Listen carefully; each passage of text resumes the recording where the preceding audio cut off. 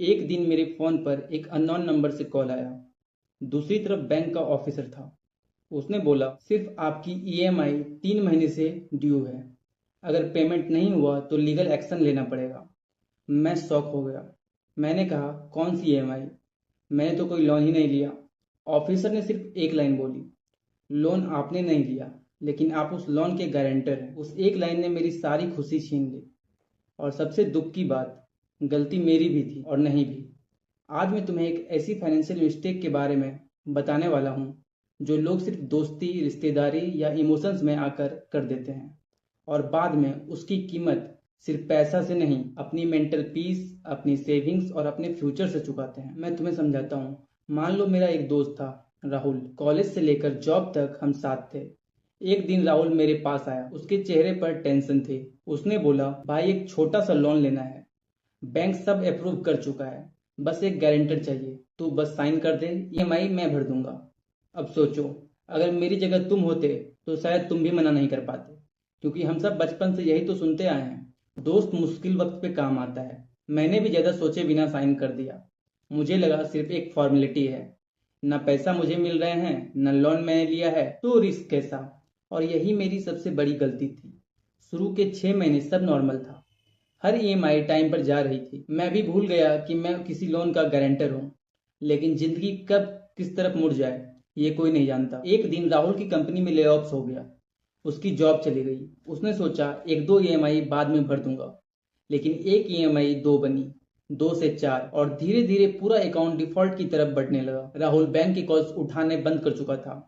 और फिर एक दिन बैंक ने मुझे कॉल कर दिया। मैं बैंक गया। मैंने मैनेजर से कहा, सर लोन मैंने नहीं लिया था, आप मुझे क्यों परेशान कर रहे हैं? मैनेजर ने मेरी फाइल निकाली और उस फाइल पर मेरा साइन था। उसने शांति से बोला, जब आपने गारंटर का फॉर्म साइन किया था तब आपने ये रेस्पॉन्सिबिलिटी भी एक्सेप्ट की थी कि अगर बोरोवर लोन नहीं चुकाएगा तो बैंक आपसे भी रिकवरी कर सकता है।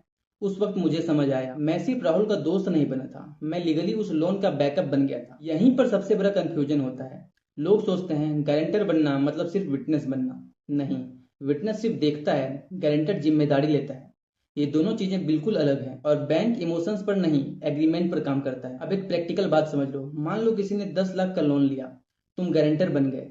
अगर बोरोवर डिफॉल्ट करता है तो बैंक तुमसे पेमेंट मांग सकता है। अगर पेमेंट नहीं होती तो तुम्हारा सिविल स्कोर भी खराब हो सकता है। फ्यूचर में जब तुम खुद होम लोन, कार लोन या बिजनेस लोन लेने जाओगे, बैंक तुम्हारी प्रोफाइल को रिस्की मान सकता है।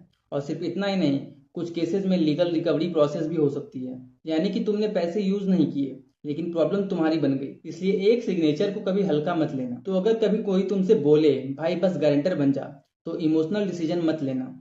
खुद से सिर्फ 4 सवाल पूछना। पहला, क्या इस इंसान की इनकम स्टेबल है? दूसरा, क्या इसका रिपेमेंट हिस्ट्री अच्छा है? तीसरा, अगर कल ये ईएमआई ना भर पाए तो क्या मैं इतना पैसा खुद भर सकता हूँ? और चौथा, क्या मैं इस रिस्क के लिए मेंटली रेडी हूँ? अगर इनमें से एक भी जवाब नहीं है तो मना कर देना। याद रखना, हर हेल्प अच्छी नहीं होती। कभी कभी नो बोलना ही सबसे रेस्पॉन्सिबल फाइनेंशियल डिसीजन होता है। फाइनेंस में सबसे महंगी चीज लोन नहीं होता, बल्कि बिना समझे किया गया एक सिग्नेचर होता है। आज किसी भी पेपर पे साइन करने से पहले उसके कॉन्सिक्वेंसेस जरूर समझना। हो सकता है एक छोटा सा सिग्नेचर तुम्हारी सालों की मेहनत को दांव पर लगा दे। तो मिलते हैं अगले वीडियो में।